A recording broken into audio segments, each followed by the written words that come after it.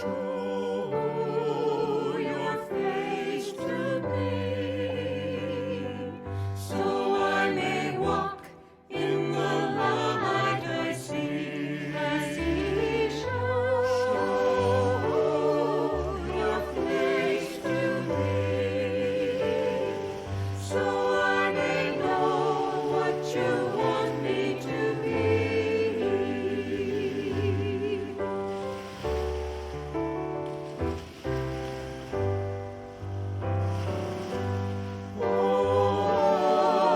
Hold my hand while I'm walking through this land. Hold my hand. Let me fly with the angel band.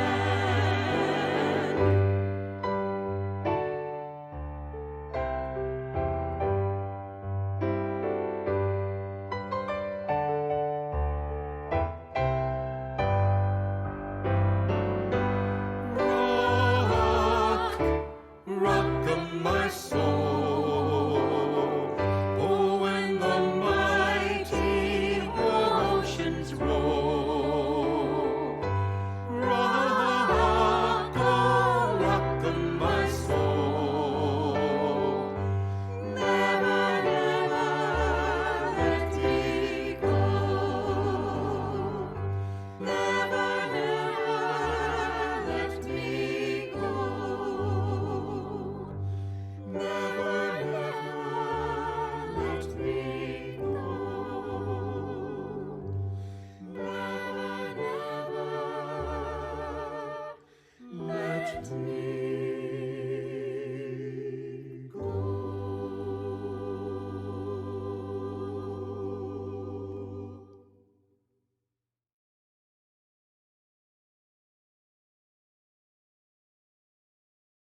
And a warm welcome to you this morning.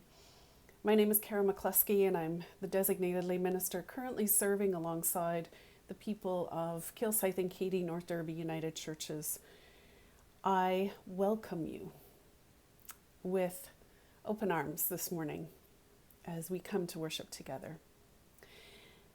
At the beginning of last Sunday's service, I spoke of the announcement to reopen our church buildings, and I'd like to report that both councils met this week through the online program Zoom and are both content to wait until after the summer months. We will continue to revisit. The official board will meet this Tuesday evening at June 23rd at 7 o'clock.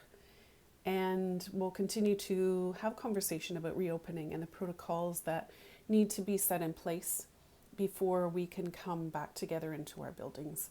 We will do our best to keep you updated and informed as the plans go forward. We come at this time as the church.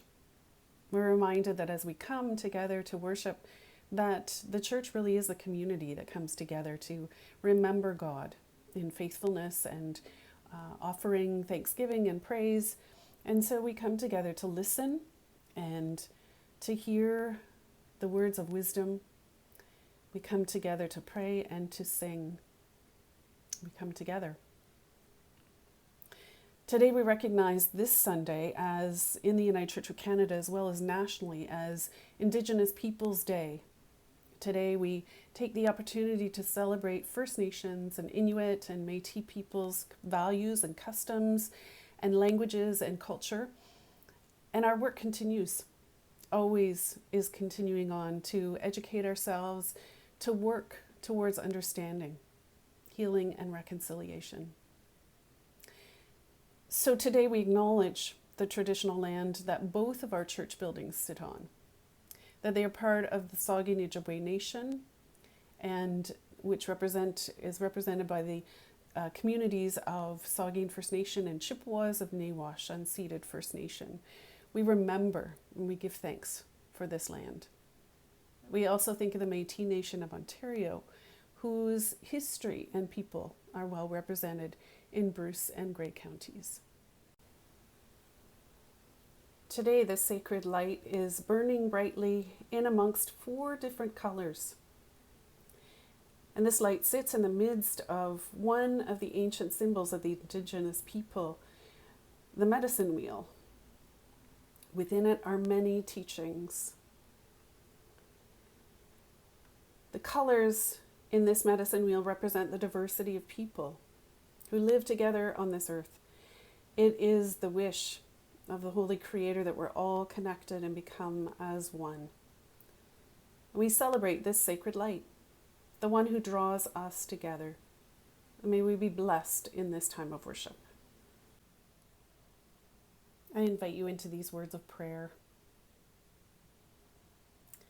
Creator, Maker, Sustainer, Chimigwech, for your powerful transforming spirit. May we all understand that the truth can be always with us. Worshipping is for every day created. Holy One, please hear our prayer today. Chimigwech for this day. We realize that this may be the day for each of us to share everything we have. This life is short. Being with our Maker is forever. We only have this life to learn forever time with you. Amen.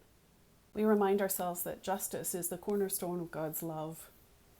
And so we remember the importance of reconciliation, the need to reflect on reconciliation with especially our Indigenous people. And so let's hear these psalmist words today from Psalm 72, part 1.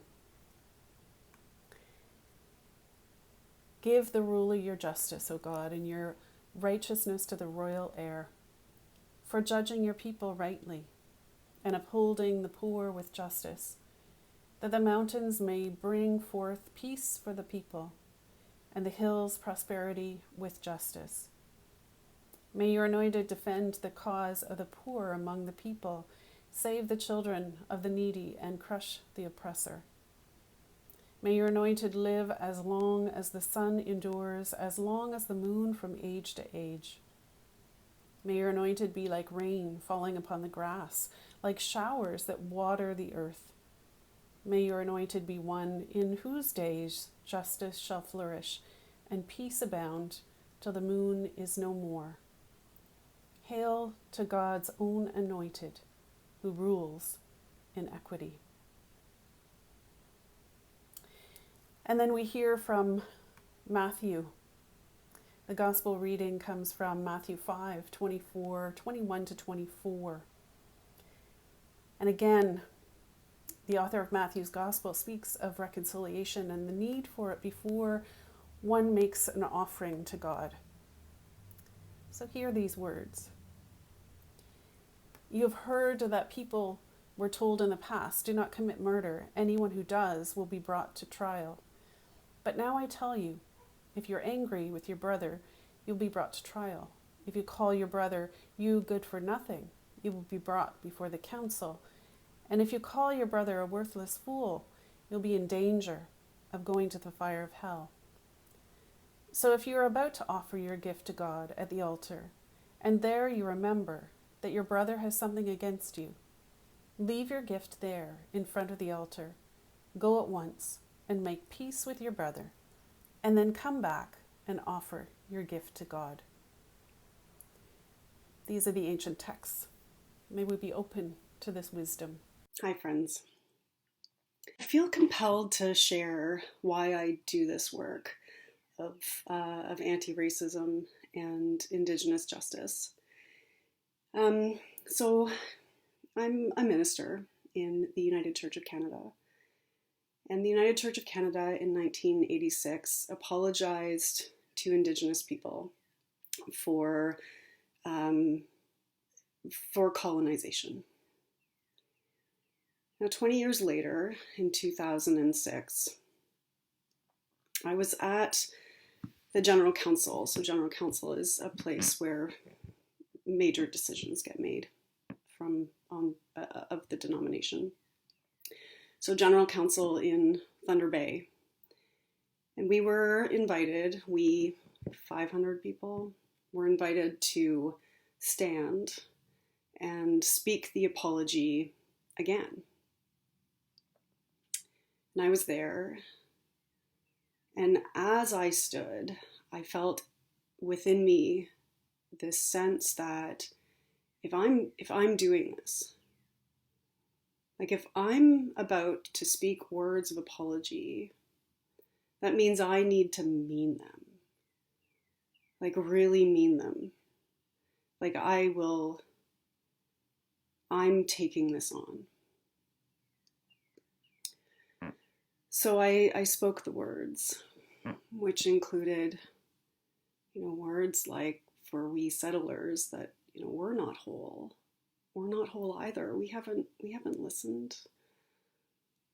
We're lacking the wisdom that we should have listened to.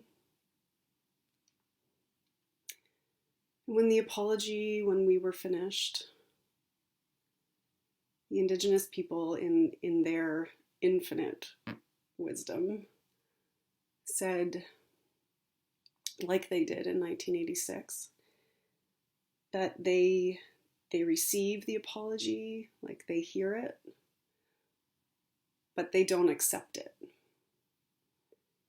They can't accept it until it's lived out in action.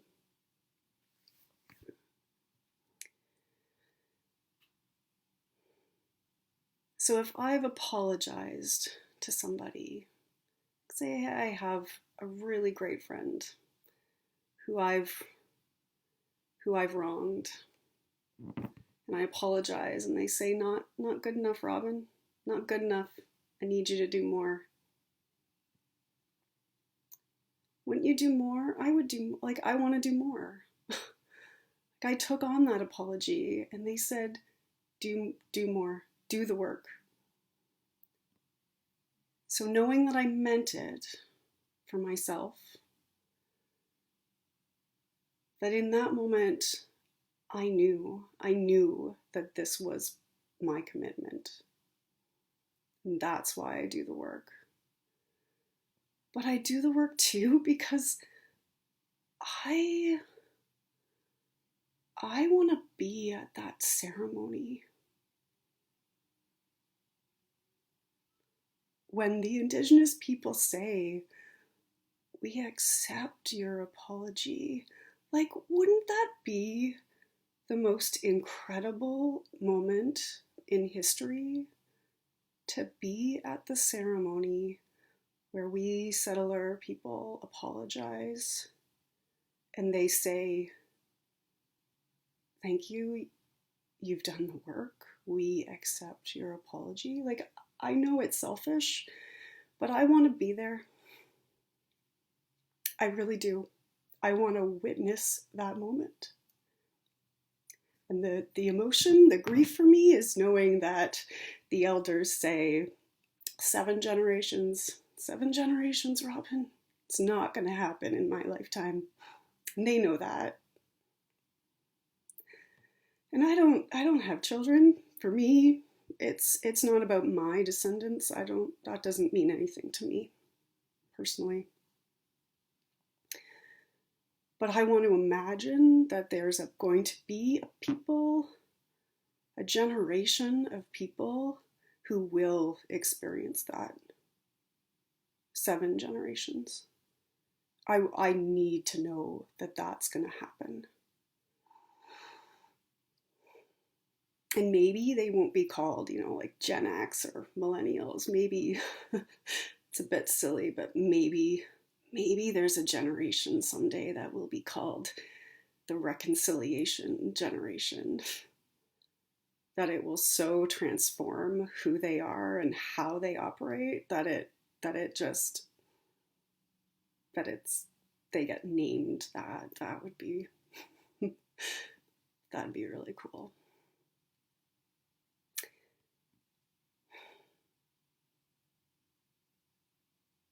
Thanks for listening.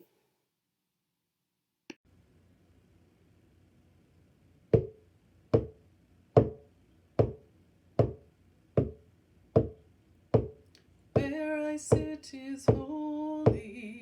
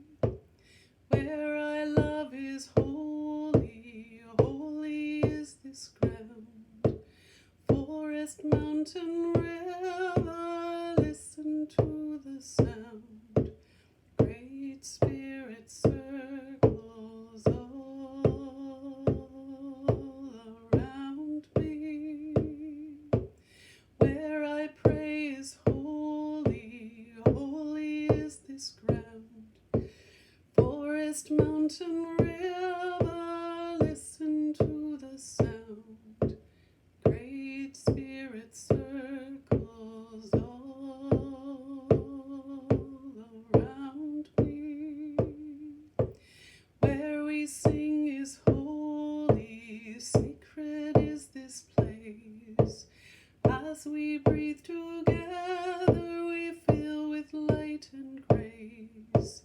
Great Spirit circles all around me. Great Spirit circles all around me.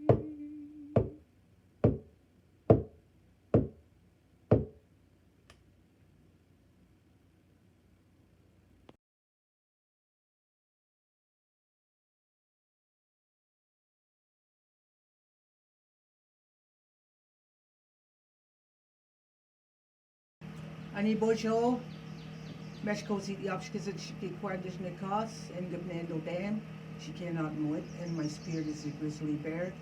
My name is Strong-Eyed Buffalo Man. I'm from the Loon clan. My helper is the turtle, and I have the spirit of the grizzly bear. And the name I walk with each and every day is Shirley John from Saugeen First Nation, Ojibwe Mohawk. I welcome you, each and every one of you, today to the gathering. Miigwech. Thank you. So we start with this piece about the residential school. As a little girl, I myself went to residential school for 1 year. My sister, she went for 6 years, and she was abused in the system. And my oldest sister was there for 10 years. She too was abused in the system. Mentally, physically, emotionally, spiritually, sexually. They were both abused in many ways. So that's a story. That's their story to share, and I can only share my story. But I share that little bit with you so you can understand what's happened to our people in these places. From Saugeen, we have band members here. Band members that attended the residential school, and it was either in Spanish, Six Nations, or Kenora, or other places in Ontario, Canada. Some as far as Muncie, down towards London Way.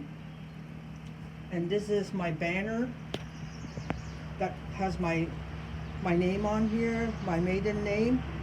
And 1699 is the number that I was given when I started at the residential school in Spanish. So anytime that 1699 was called, I had to remember that because that belonged to me. And that is how they recognized who I was. Never by my name, it was always my number. And I was there in 1956 for 1 year. It's the Spanish residential school down towards Blind River, Ontario. And as a little girl, there's a little picture of me here as a little girl when I attended. And another picture here with classroom with girls. And these little girls, they're different age groups in that, as far as 4 years old till later on in their teens in adult life. Some of them finished school there till they reached grade 12. And once we've left this place, a lot of things happen. The boys had their own school also across from Spanish. The boys from our school were also there. The Spanish residential school, the boys' school. We were segregated. And the only time we saw the boys from our school, I recognized them. As young as I was, I recognized them. And how some of them ran away, and how we didn't see them for a long time because they were locked up in a place at the boys' school where their heads were shaved and whatnot because they ran away and didn't listen. So there are consequences that we faced as we were there of getting strapped and being punished, a lot of punishment if you didn't listen. So with all of that, it's like you've got to work in the fields, you got to work with the chickens and with the cows and feed them and pick up the eggs and whatnot. All the things that we do, domestic work that we do at home. We were capable of doing all that, washing clothes, washing the beddings and the curtains and everything. We were taught all of that, and sewing, how to take care of our clothes and how to take care of our sanitary needs and that. We were shown how to do all of that. But once we were done there and finished school, that's when our tree of addictions come into play, because we did not know how to take care of ourselves, because it was like we were in jail, that you only got to do certain things in a certain amount of time during the day and that. And if you didn't eat your foods, or if you didn't wash your clothes, or you didn't take a bath, you'd be in trouble for all of that. And then you would do without your candies or your goodies. At the end of the 2-week period or 1-week period, you'd have to wait till you were free from all of that.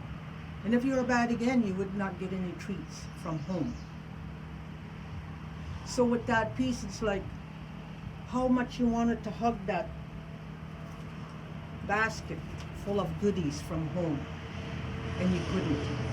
Because this is part of my family, part of my mom, part of my grandma, my aunties and uncles, and my community. They have candies and goodies in there for me, and maybe mitts for me to wear during the winter months, and I could not hold that. And tears would come. That's why I did a lot of crying. I wanted to come home. And like I say, the older ones, the more time they spent in the school system, the residential school, they were taught many things, how to cook, how to bake, and everything like that.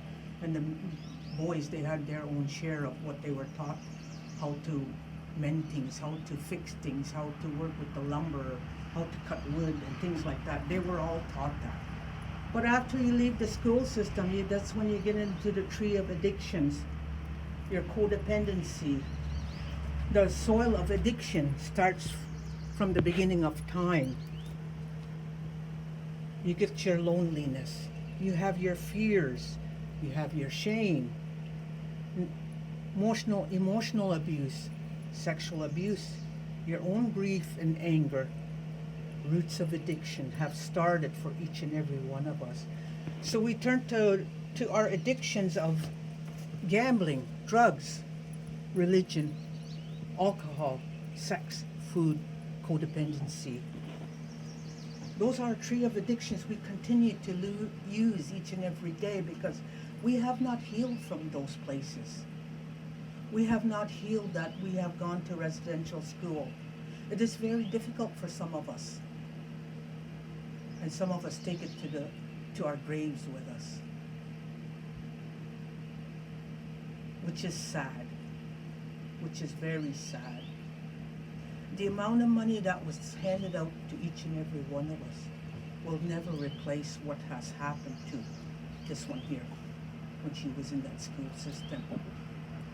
Even though that I was only there for 1 year, it still has an impact on me as to how I was treated there. So those triggers, as much as you work with those triggers, they are still there. And you work with those triggers so that you don't be unhappy in that. To walk with them and to find that place, that comfort zone that you need, so that you can be in oneness with all of creation. It's up to each and every individual person that has attended the residential schools all over Ontario, Canada. I can only speak for myself, but it's up to each and every individual to find that forgiveness within their own selves, so that we can find that love that we need mentally, physically, emotionally, and spiritually as we walk on Mother Earth, as we work with our own families, our neighbors, our friends, all nations, all across Turtle Island and abroad, all over the world. The red, the yellow, the black, and the white people. In the middle of all of that is the one that gives us the breath of life. And also our LGBTs are in there. They are not excluded. Creator put them there for a reason, in all those colors, the different areas. And they're in our families. So we need to love them as much as we love ourselves. If we can't love them, If we can't love the four directions, the red, the yellow, the black, and the white, you need to go back in time and find out why do I not like this color of people. It comes back to this person here, their own behavior, as to how they were brought up.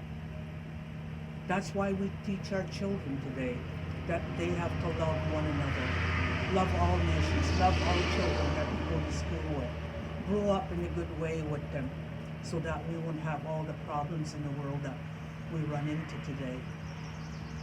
A lot of hate, a lot of anger, a lot of sadness, lots of not sharing. We have enough for everybody. We may not have a whole bunch of candies, but what we have, we can share that. We need to do those pieces so we can walk in a good way with every man, woman, and child. And to show those ones that are coming yet that we can walk with them and show them that for the next 7 generations. When I say 7 generations, we have our children, we have our grandchildren, we have our great-grandchildren. We have 4 more generations ahead that are yet to come. We have to pave that road for them so that they can walk in a good way, so they'll have good place, so that they can enjoy life, that they won't have all these obstacles in the way that what we've had to overcome within our period of time. It is a joy to be walking with Creator, Mother Earth, ancestors, my ancestors, your ancestors, Nibi, water is life. And to walk with the 7 grandfather teachings that hangs in my wall here today. The truth, always to tell the truth, to be brave no matter what goes on in your life, to be honest with everything, and to find the humility, to find that wisdom, and to find the respect. And in the middle of all of that is love. I start with love, because if I don't love myself, how can I not love everybody else in the world? I have to have that. And the work that I do, and I'm a pipe carrier, and my pipe represents love. So I have had to adopt love as far back as I can. Love, love, love, love. Everything has to be about love. To love thyself, to love thy neighbor, to love all of creation, to love every man, woman, and child, no matter what color they are, to welcome them, to embrace them, to give them the teachings, plant seeds of love, no matter where I go. This is what love is all about. And it takes a long time. You may not be able to adopt all the 7 grandfather teachings. These are all in the Bible. They're all in the Bible. This is my Anishinaabe way of my spirituality that I walk. I have had to work with love for a long period of time, because I had to learn to love myself first and let go and forgive. Forgive is very, very important. As long as you have that forgiveness for everything that has happened in your lifeline, from the time you're in your mom's womb to the age you're at now, every 5 years you have to go through your lifeline and find out what has happened to me as a child. There's a lot of brokenness in some people's lives, mentally, physically, emotionally, and spiritually, and sexually, from the beginning of time. And it continues on till later on in life, until you decide that you're going to sever the cord, that this is no longer going to serve me this way, that I am going to sever it, it's going to be over there now, that nothing is going to hurt me anymore. And going back to the truth and reconciliation of life, that the churches and all people are trying to work at. Because I truly believe that we have to be mindful of our own selves. As Anishinaabe people, we need to learn to forgive and let go. But how can you forgive and let go 100 years because of what has happened to each and every one of those people and all those children that have walked this earth. But I can't do that for them. That's up to them. I can only work with myself. That I am free to walk each and every day, plant seeds of love. But I do give encouragement to these people that are having a difficult time, that they too have to find that forgiveness. What has happened in your lifeline that you find it very difficult to do that? So you need to find that within your own self. It's not until then that you can do that. And as far as truth and reconciliation, you just don't adopt that because it's been passed in Parliament and all of that. I went to the big march in Ottawa when we had the big opening there. It is a long, long journey. A long, long journey for everyone. For everyone that is picking up their bundles and picking up their pieces. And how are we going to help these people? We can only help so much. If I have not helped myself, how can I possibly help all these children that have gone to residential school? If there's a piece of me that is not in a good way, it's so easy to pick up a book and say, oh, I'm going to take this. You're not really spending time with it. Mentally, physically, emotionally, spiritually. You're not really thinking about it. It's just something you opened up. Oh, I have to do this. Forgive and let go. No, it has to be applied to self, so you can spread it out into the world, to all the people, so that they can wake up too. They have to be shown how sometimes. We all come from different homes in that. How much spirituality did we have growing up? Some of us didn't. I'm one of the lucky people that I have been taught everything in the Bible, that's in the Bible and that. But my walk, my journey now is the main spirituality teachings that I walk with. That I can do all my prayers in this gazebo here. I have a sacred fire in the background. My turtle that represents our sacred being in that. Where we do our smudging and our ceremonies, our pipe ceremonies like we are this weekend for my great-great-grandson when he gets his naming ceremony. We're going to have a big ceremony here for him. That's when he receives his Anishinaabe name. That name we walk with tells us who we are as we walk on Mother Earth today. It represents who we are as Anishinaabe Kwa, woman, as Anishinaabe Nene, man, and Anishinaabe Banoji, child or children. It tells who we are as we walk on Mother Earth, as we do the work we need to do. So you can work with me no matter what I do. And I'll feed you the things that I need to feed you with all the good things each and every day. Whenever it comes to that, you need that extra help or that push. I am there. This is what I'm about. So at this time, I will leave it in our songs, our ceremonies, our sacred fires, our sacred space, our oneness with ourselves, oneness with my partner, my husband, that we walk this way of life together is very important. If my husband was an alcoholic and I'm walking my spiritual path, I'm not in balance here. I'm in balance.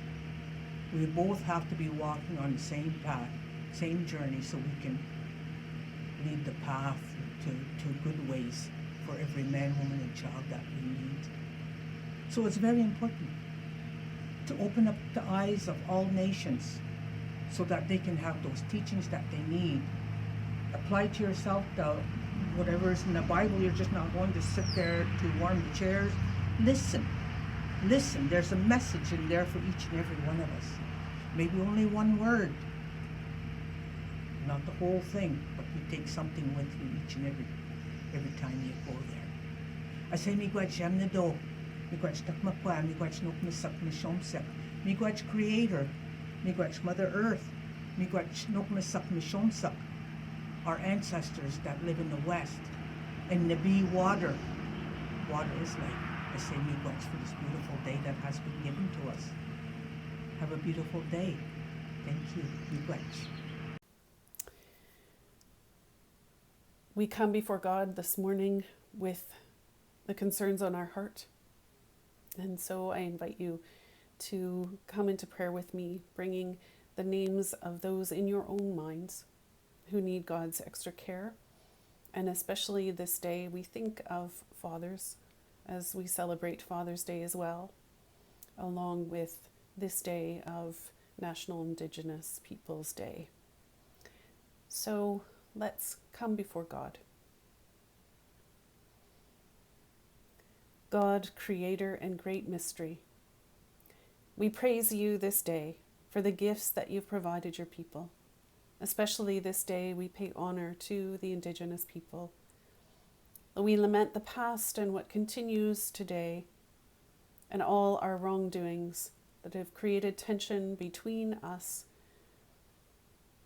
We especially pray for all the tensions between our brothers and our sisters of all kind.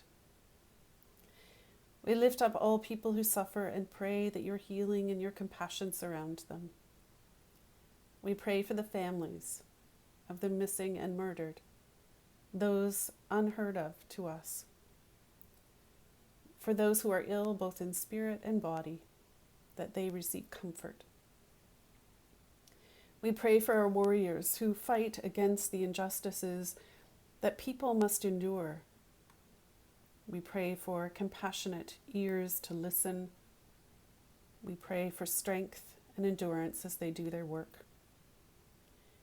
We pray for renewal and for the restoration of beauty to the land and its people. We pray for Mother Earth, the waters, the winds, for our siblings, the animals, birds, and fish, and all of life that surrounds us. We pray that we will walk the good road of life, that we will walk with courage and honesty and humility and love and respect and truth and wisdom. We offer this prayer in humility and hope, and in the name of our brother Jesus, the one who lights our path to wholeness and justice and peace. Together, we continue on our prayer with the prayer that Jesus taught us. Our Father, who art in heaven, hallowed be thy name. Thy kingdom come, thy will be done on earth as it is in heaven. Give us this day our daily bread, and forgive us our trespasses as we forgive those who trespass against us. And lead us not into temptation, but deliver us from evil. For thine is the kingdom, the power, and the glory, forever and ever. Amen. Go now from our time together as a reconciled and reconciling people, knowing that the Creator, God, and Spirit goes with you as you go. Be well until we meet each other again. Amen.